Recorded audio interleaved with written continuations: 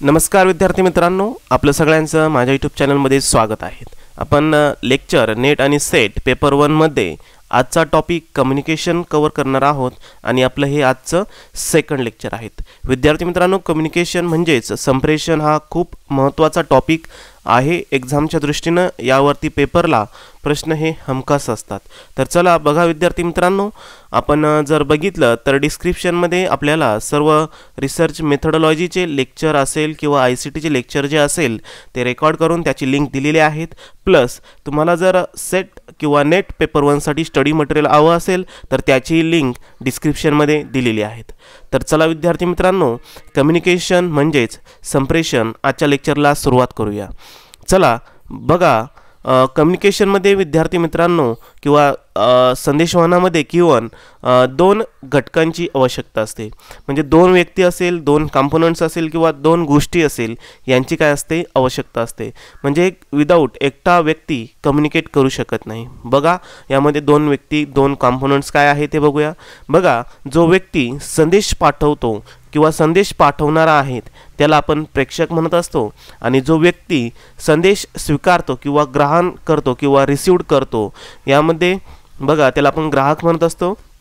संदेशामध्ये काय असेल तर विचारांची, मतांची देवाणघेवाण करण्याची गरज असते, यालाच आपण काय म्हणत असतो, कम्युनिकेशन म्हणत असतो। आणि त्यामध्ये दोन इम्पॉर्टंट फॅक्टर्स असतात, प्रेषक आणि ग्राहक। ओके, यातील कोणत्याही एका घटनाच्या अनुपस्थितीने संदेशवहन प्रक्रिया जी आहेत ती अपूर्ण असते। म्हणजे बघा, निस्ता प्रेषक असेल तर तो एकटा संदेशवहन करू शकत नाही, त्याला ग्राहक किंवा रिसीवर हा तेवढाच इम्पॉर्टंट आहे। किंवा निस्ता किंवा सिंगल ग्राहक अवेलेबल आहेत, रिसीवर अवेलेबल आहेत, तर तोही एकटा कम्युनिकेशन करू शकत नाही। किंवा प्रेषक सेंडर आहे तोही एकटा कम्युनिकेशन करू शकत नाही। ह्या दोघांनाही गरज असते संदेशवहन कंप्लीट होण्यासाठी। हे दोघं असतील तरच संदेशवहन काय होणार आहेत, पूर्ण होणार आहेत।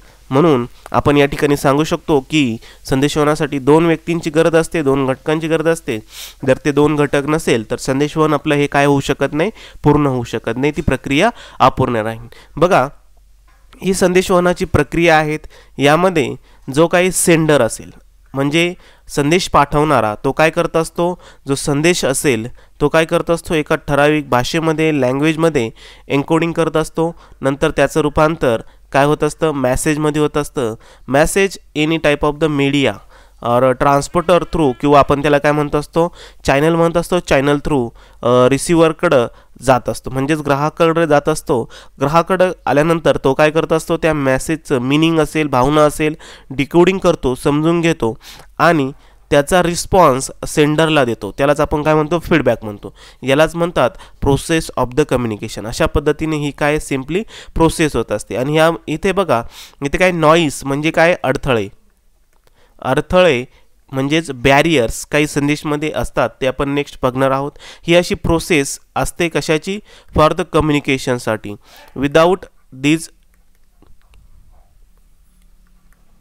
Steps communication can not complete, म्हणजे संदेशवहन प्रक्रिया कंप्लीट होऊ शकत नाही। बघा, यामध्ये आपण बघणार आहोत प्रेषक। प्रेषक म्हणजे काय, सेंडर आहेत। संदेश पाठवणाऱ्या व्यक्तीला आपण काय म्हणत असतो, प्रेषक म्हणत असतो। ओके, जो व्यक्ती संदेश पाठवतो सेंडर आहेत। बघा, प्रेषक संदेशवहन प्रक्रियेला सुरुवात करत असतो। म्हणजे काय आहेत, हा स्टार्टिंग सुरुवातीचा फॅक्टर आहे, तो संदेशवहनाला सुरुवात करत असतो।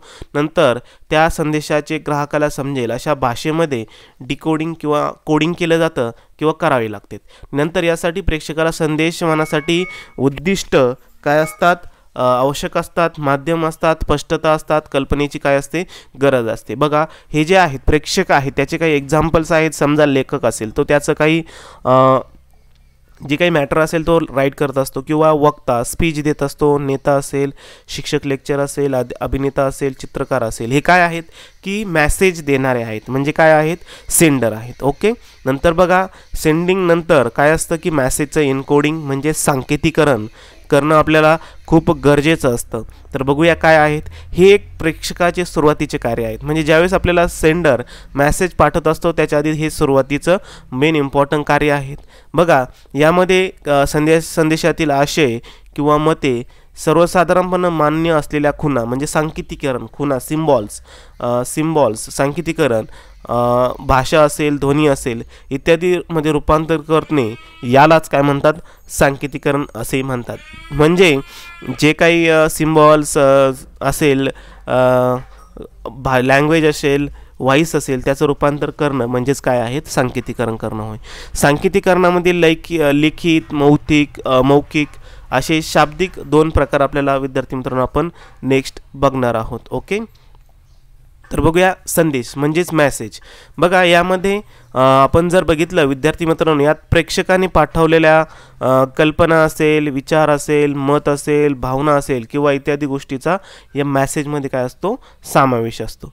त्यामुळे संदेशवहन हा अर्थपूर्ण असणे आवश्यक आहे. बघा आपण काहीतरी मेसेज देतोय किंवा विचार देतोय, मत सांगतोय, तर तो पूर्ण मिनिंगफुल असला पाहिजे, तरच तो प्रॉपर काय होणार आहे, अंडरस्टँडिंग होईल किंवा ग्राहकाला गरजेनुसार संदेशाची रचना सुयोग्य व अचूक असणे आवश्यक आहेत.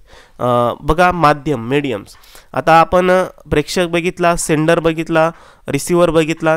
आता जो मेसेज जो आहे तर तो कुठल्या तरी मीडियम्स किंवा चॅनलने आपल्याला काय करायचा असतो, फॉरवर्ड करायचा असतो किंवा त्या समोरच्या व्यक्तीला पाठवायचा असतो. त्यामध्ये बघा हे लेखिक, मौखिक किंवा शाब्दिक स्वरूपाचे असू शकते मीडियम.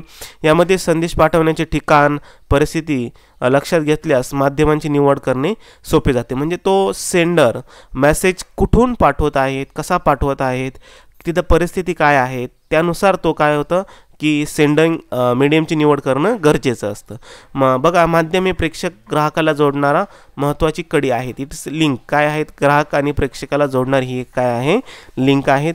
नंतर बघा रिसिव्हर म्हणजे कोण, की संदेश ज्यासाठी पाठवला जातो तो म्हणजे ग्राहक होय, त्यालाच आपण काय म्हणतो, रिसिव्हर आहेत. समजा मी बोलतोय, माझं काम झालं, मी लेक्चर रेकॉर्डिंग केलं, ते नंतर तुम्ही ऐकतात म्हणजे तुम्ही काय झालं, रिसिव्हर झाला आहात. ओके, तुम्ही काय स्वतःच्या क्षमतेनुसार संदेश तुमच्या मनानुसार काय समजून घेतात त्यानुसार तो डिपेंड्स करत असतो. नंतर बघा की त्याच्या उपस्थितीनुसार संदेशवहनाची प्रक्रिया पूर्ण होत नाही. ओके, नंतर बघा निसंकेतीकरण, डिकोडिंग. म्हणजे तुम्हाला मेसेज किंवा जे काही आलं असेल ते काय करावं लागतं, तुम्हाला निसंकेतीकरण लावणं. यामध्ये बघा की त्याने यामध्ये संदेशाचे अर्थ निर्वचन करून त्यास अर्थपूर्ण करण्याच्या प्रक्रियेस निसंकेतीकरण म्हणतात. म्हणजे मी काय सांगितलं आहे आणि मी जे सांगितलं आहे तेच समजून घेणं, त्याच पद्धतीने समजून घेणं, याला काय म्हणत असतात विद्यार्थी मित्रांनो, डिकोडिंग म्हणत असतात. ओके, जे हे ग्राहकाच्या मनात होत असतं त्याच्यामुळे त्याचा क्षमतांवर प्रभाव यावर पडण्यास शक्यता असते. म्हणजे बघा मी सांगितलं आहे आणि तुम्ही काय समजून घेतात, मी जर सांगितलं तेच जर तुम्ही समजून घेतलं तर त्याचा इम्पॅक्ट होतो. अदरवाईज तुम्ही काय करू शकता की हे जे आहेत त्याचं काय होऊ शकतो, यावरती प्रभाव होऊ शकतो. बघा नंतर बघा योग्य प्रकारे संदेशवहन ग्रहण जर झाल्यास, म्हणजे मी सांगितलं आणि तुम्हाला समजलं तर त्वरित फीडबॅक देत असतो. म्हणजे तुम्ही काहीतरी मला कमेंट्स करणार, त्याचा फीडबॅक होणार, त्याला आपण काय म्हणणार, कंप्लीट फीडबॅक म्हणत असतो. म्हणजे कम्युनिकेशन कंप्लीट झालं. फीडबॅक म्हणजे काय आहे की संदेशावर ग्राहक आपला प्रतिसाद देतो. म्हणजे मी लेक्चर दिल्यानंतर तुम्ही मला कमेंट स्वरूपात जो काही फीडबॅक देतात त्यालाच आपण काय म्हणत असतो, प्रत्यभारण म्हणत असतो, फीडबॅक म्हणत असतो. ओके, प्रतिसादानुसार संदेशवहन द्विमार्गी प्रक्रिया पूर्ण होणार आहे. त्यानंतर जेव्हा फीडबॅक होतो त्यावेळेस ती दुमार्गी प्रक्रिया काय होत असते, पूर्ण देत असते. बघा आता संदेशवहन करताना संदेशवहनमध्ये काही अडथळे असतात, काही बॅरियर्स असतात. तर कोणते बॅरियर असू शकतात, तर लेट्स वन बाय वन आपण विद्यार्थी मित्रांनो या ठिकाणी बघणार आहोत. खूप इम्पॉर्टंट टॉपिक आहेत. बघा जर मी तुमच्या संग बोलतोय, कोणत्या भाषेत बोलतोय, मराठी, पण तेच जर माझा व्हिडिओ जर दुसऱ्या लँग्वेजमधले, दुसऱ्या स्टेटमधले लोक पाहत असेल तर त्यांना काय होणार आहे की संदेशाची भाषा काय करणार आहे, ॲज अ बॅरियर, अडथळा होणार आहे, त्यांना संदेश समजणार आहे का नाही. परत माध्यम्स, आता तुम्ही जे माध्यम्स निवडताय ते तुमचं संदेशवहन करण्यासाठी सफिशियंट आहेत का नाही, किंवा त्यामुळे काही एरर्स होत असेल, टेक्निकल एरर्स निर्माण होत असेल. सपोज मी बोलतोय पण तुमच्या मोबाईलमधला जर साऊंड सिस्टम जर खराब असेल तर तुम्हाला माझा व्हॉइस कम्प्लिटली ऐकू येणार नाही. त्याच्यामुळे काय होणार आहे की कम्युनिकेशनमध्ये बॅरियर येऊ शकतं. भावनिक अडथळे, तुमच्याविषयी जर माझ्याविषयी तुमचा काही न्यूनगंड असेल किंवा माझ्याविषयी पहिल्या काही भावना असेल की हे सर असं शिकवतं, टाईमपास करतात, तर त्यामुळे तुम्हाला ते लेक्चर असेल ते कितीही चांगलं असलं तरी तुम्ही ते समजून घेऊ शकत नाही, भावनिक अडथळे असेल किंवा बघा वेळेची कमतरता, म्हणजे मी मेसेज दिला आहे, मी लेक्चर रेकॉर्ड केलं आहे आणि तुमच्याकडे जर ते बघायला वेळच नसेल तर ते पण एक काय होणार आहे, अडथळाच असणार आहे. नंतर तुमची बौद्धिक क्षमता, आता मी जे सांगतोय ती तुमची जर बौद्धिक क्षमता कॅपॅसिटी जर समजून घेण्याची असेल तरच ते तुम्हाला लेक्चर समजणार आहेत. अदरवाईज आपल्या अदर सब्जेक्टच्या लोकांनी जर बघितलं आहे, म्हणजे ज्यांचा सेट पेपर 1 किंवा नेट पेपर 1शी काही संबंध नाही, तर त्यांना ते काय वाटणार आहे, किचकट वाटणार आहेत. किंवा पूर्वग्रह, जसं मी सांगितलं की तुमच्या मनात माझ्याविषयी काही किंवा याविषयी काही न्यूनगंड असेल किंवा काही तांत्रिक अडथळे असेल, जसं की आपण जर बघतोय लेक्चर इंटरनेट जर नसेल तर तुम्हाला माझं लेक्चर पूर्ण भेटणार नाही. किंवा बघा गडबड गोंधळ असेल, मनातल्या काही भावना असेल, गोंधळ निर्माण झाले असले तरी तुम्हाला हे लेक्चर जे आहेत कम्युनिकेशन प्रॉपर होणार नाही. मग परत ग्राहकाची संख्या, आता मी एखाद्या हॉलमध्ये आहे, तिथे खूप सारे ग्राहक आलेले आहेत, रिसिव्हर्स आलेले आहेत, त्यांची संख्या जर जास्त असेल आणि तिथे जर काही मीडियम कम्युनिकेशनमध्ये जर फॉल्ट असेल तर तुम्हाला किंवा ते लेक्चर जे आहेत प्रॉपर होणार नाही, त्यांचा मेसेज प्रॉपर जाणार नाही किंवा मी जे बोलतोय ते शब्द तुम्हाला समजणे खूप महत्त्वाचे आहे, त्याचे अर्थ समजणे खूप महत्त्वाचे आहेत. जर त्या शब्दाचा वेगळाच अर्थ असेल तर तुम्ही ते लेक्चर किंवा तो पॉईंट्स समजून घेऊ शकत नाही. नंतर बघणार आहोत संवाद शैली.